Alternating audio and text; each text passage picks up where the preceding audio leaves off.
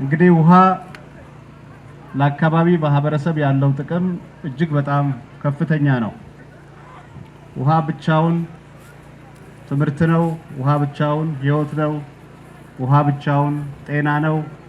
ውሃ ብቻውን ሁሉም ነገር ነው።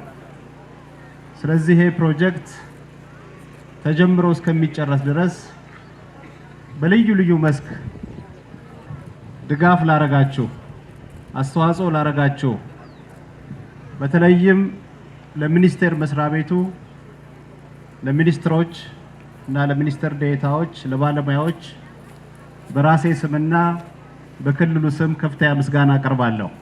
ይሄን ፕሮጀክት በተቋራጭነት ይዛችሁ ስትሰሩ ለነበራችሁ፣ በአማካሪነት ስታገለግሉ ለነበራችሁ፣ ፕሮጀክቱን በመከፋፈል በመርዳት ስታግዙ ለነበራችሁ የዞን አመራሮች፣ የወረዳ አመራሮች እንዲሁም መላው የሳንኩራና የአካባቢው ነዋሪዎች ላረጋችሁት አስተዋጽኦ ሁሉ ከፍተኛ ምስጋና አቀርባለሁ።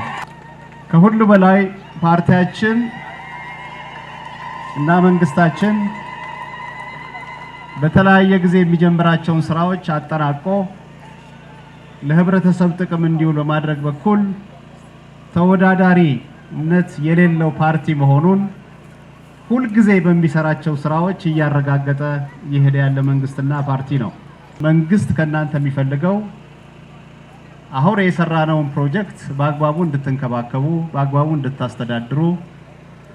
መንከባከብ ማስተዳደር ማለት በ42 ቦኖ ውስጥ ያሉትን ውሃ ስርጭት እንድትከታተሉ፣ ውሃው ደግሞ በዘላቂነት እንዲቀጥል የሚፈለግ ከሆነ በአካባቢው አረንጓዴ ልማትን ማስፋፋት፣ በተለይ በውሃ ምንጮች አካባቢ የተከሉ ተክሎችን መንከባከብ የመሳሰሉት ስራዎችን በመስራት የውሃን ደህንነትና የውሃን የማስተዳደር ስራዎችን አጣምረን በጋራ ምንሰራ ከሆነ ይሄ ውሃ ለረጅም ዓመት የሚሰራ እና የሚያገለግል ይሆናል ተብሎ ስለሚታሰብ ህብረተሰቡ ከዚህ ቀደም እንዳረገው አስተዋጽኦ ሁሉ አሁንም በመንከባከብ በመያዝ በኩል ያለውን ድርሻ እንዲወጣ አሳስባለሁ።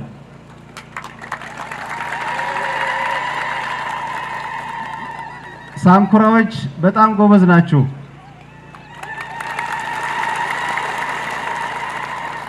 የእናንተ አስተዳዳሪዎችም የመንግስት ክንፉም የፓርቲም ክንፉም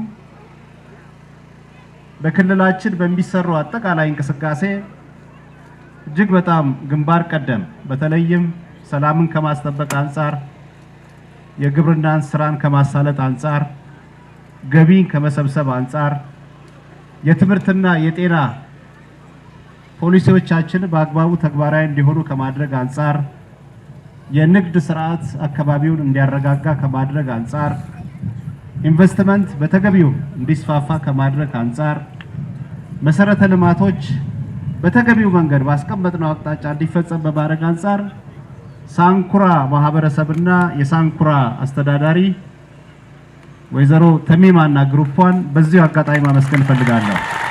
ይሄን የሰራ የጀግና የአመራር ስብስብና ይሄን የሰራ የጀግና የህዝብ ስብስብ ዛሬ የሰጠነውን የውሃ ማስተዳደርና የመጠበቅ ኃላፊነት በአግባቡ ይወጣል ብዬም አምናለሁ። ይሄ ውሃ ህይወት ነው ያለው ነገር በቀጥታ የሚገናኘው ከብልጽግና ጋር ነው፣ ከሌላ አካል ጋር አይገናኝም። ውሃ ህይወት ነው፣ ህይወት ብልጽግና ነው፣ ብልጽግና ህይወት ነው።